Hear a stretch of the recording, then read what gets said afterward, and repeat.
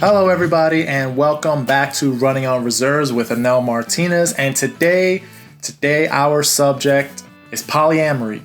Now, a lot of people might be scratching your heads like, what is polyamory? It's associated with polygamy, which is something that's more well known and honestly doesn't have a great track record with the media.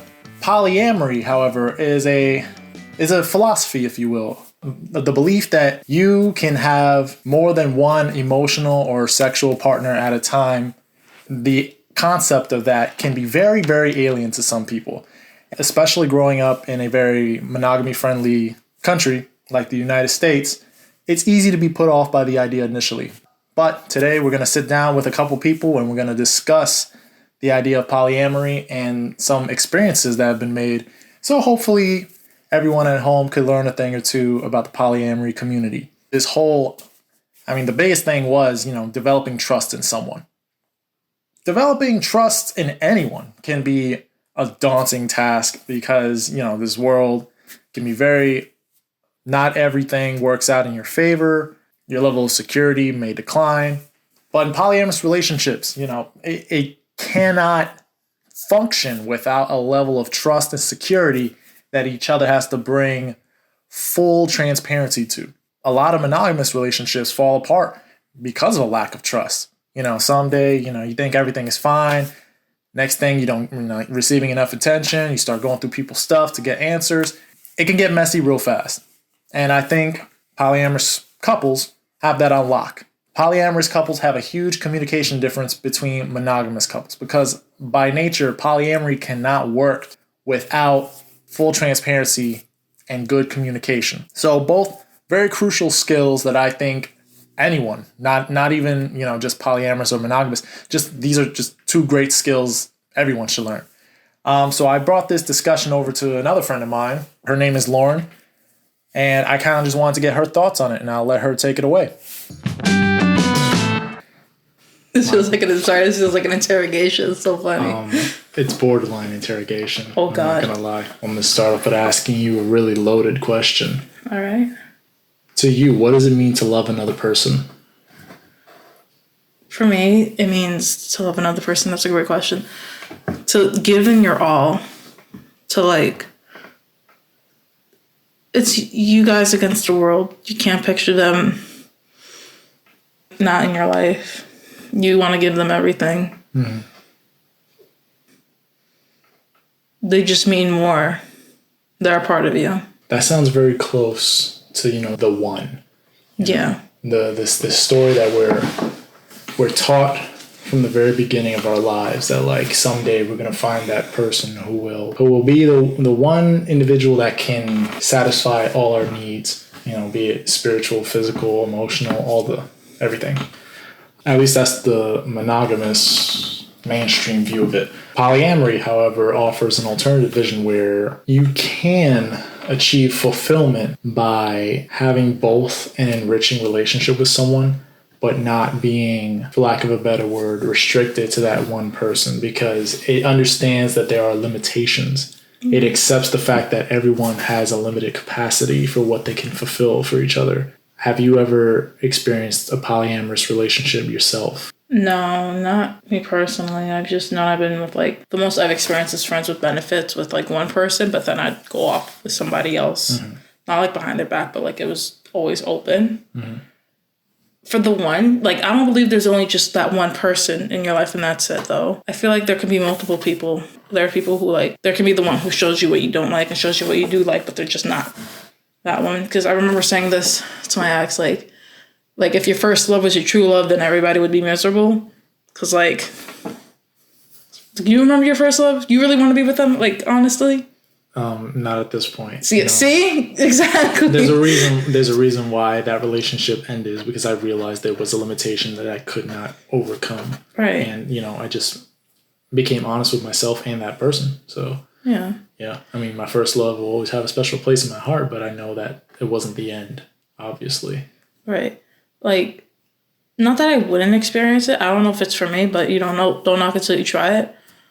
I'm not against it. It's everybody's choice. It's consensual. Can I curse?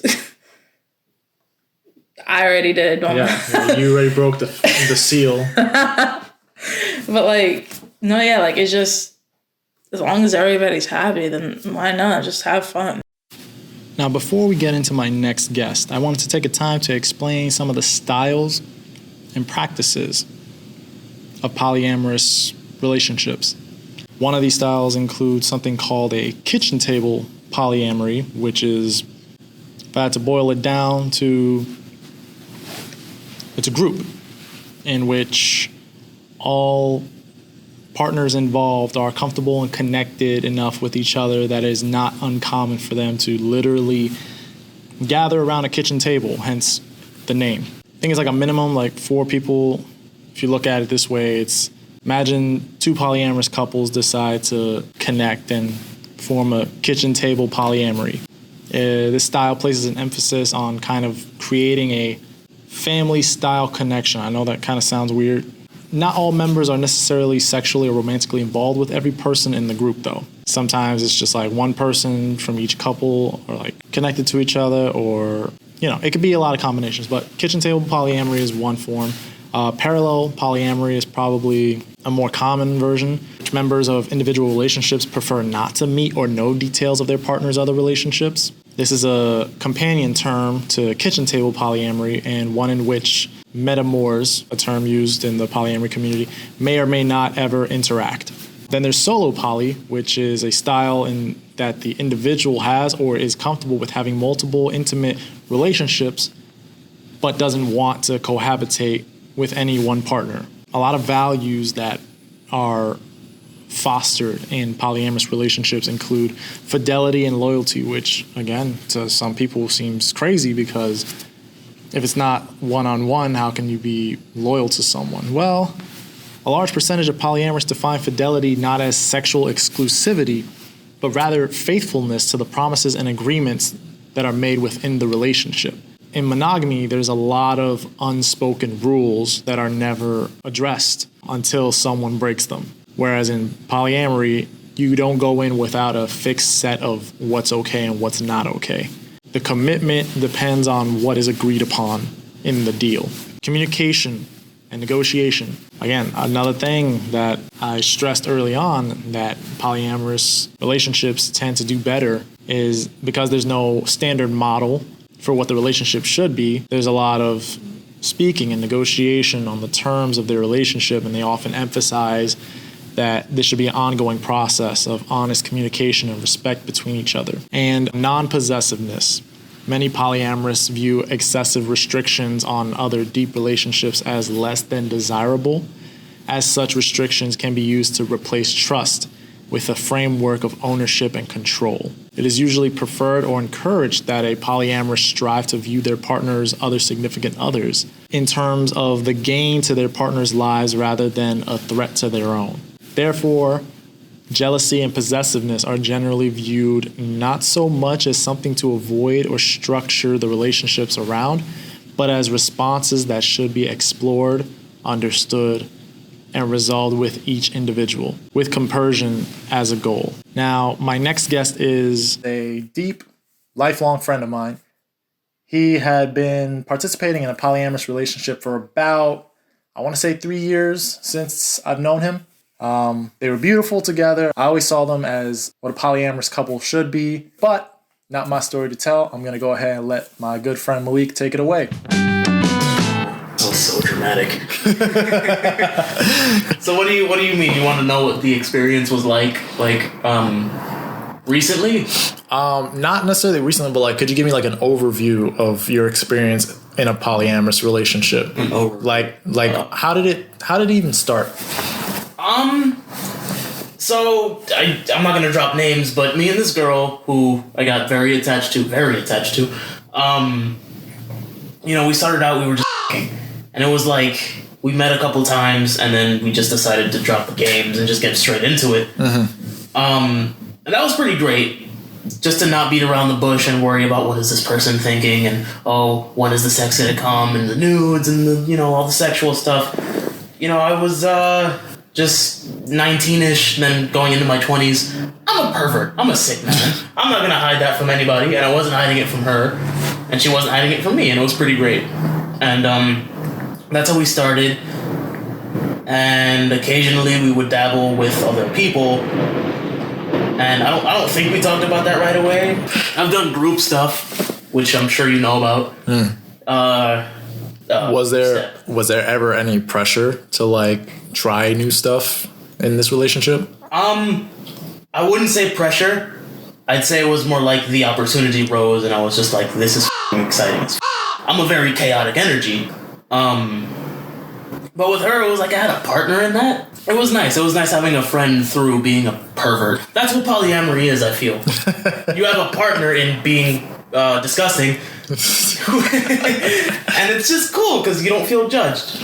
When I first found out about polyamory in my very first relationship, I tried talking about it with her. Just, not trying to like suggest anything, but it's just like, you ever heard of like polyamory? Like, what do you think about like, someone being able to do that and like not have any trust issues? Now, immediately I got a sense from her that she wasn't with it. Oof. And, that's where the conversation ended. But it wasn't until down the line I had met someone that I felt I could truly open up to and just even discuss it. Mm-hmm. That, like, a polyamorous relationship was able to be explored. And that's, like, one of the big things about polyamory is, like, this trust aspect. To be able to trust someone so much to be your complete unbridled self and have that partner. So tell me, what was the trust like in your relationship? Oh. No. It's not where. It's a gray area. I know she's gonna hear this. So I trusted her with my life, and I was not used to that, so I didn't know how exactly to do it. Mm-hmm. I wanted to give her every benefit of the doubt, and I swear to God I did. But there were those moments where it's like, okay, never done this before. How do I suppress my own insecurity while I trust her as much as humanly possible? And I'm an insecure dude. I'd argue I'm a walking, talking Napoleon complex. Really? Oh, for sure. I'd say God complex, but I'm 5'6" and 120 pounds. No, that's not. No. Honestly, most of the time I was surprised she put up with me. Yeah. But, what they say, po body's nerfic. So, so she had her flaws, and she was very self-involved in her flaws. I didn't see them, but she did. And I know it's a little maybe petty, but it made me feel better that she acknowledged that she wasn't perfect. Because now it's like, okay, these two not perfect people are doing this incredible thing. Not, I put this person on a pedestal, they're perfect, they're doing everything they're fucking doing, and they're being great at it. Meanwhile, I have to figure out my own shit. You have to be a very secure person in polyamory. Yes. Yes.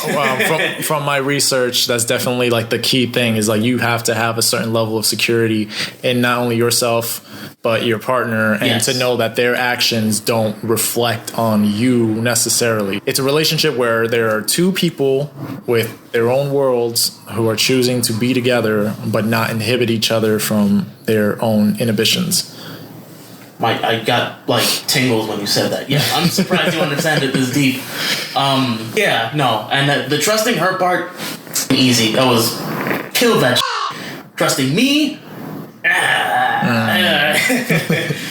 and there were jealous moments and there were thoughts that got a little ugly, but I got through that because at the end of the day, it was a huge comfort to have her around, and I was not used to just letting my walls down like that. What do you think monogamous people could learn from polyamorous people? I think the only real way to be free is, and I say this again, and I've said it 1,000 times, is to accept things as they are, not as you think they should be. Mm-hmm. I think monogamy is a tradition, like any other. I think tradition is peer pressure from dead people. That's definitely accurate. And it's just like, you deserve to explore more. You deserve to explore yourself in different regions and different boundaries. Thank you, everyone, for tuning in today. Now, I know the coronavirus, COVID-19, whatever you want to call it, has all of us on edge, and I just hope for a brief second I was able to kind of give you all a break from the chaos that's happening outside. We're all going to get through this. Let's just think about some other things for now.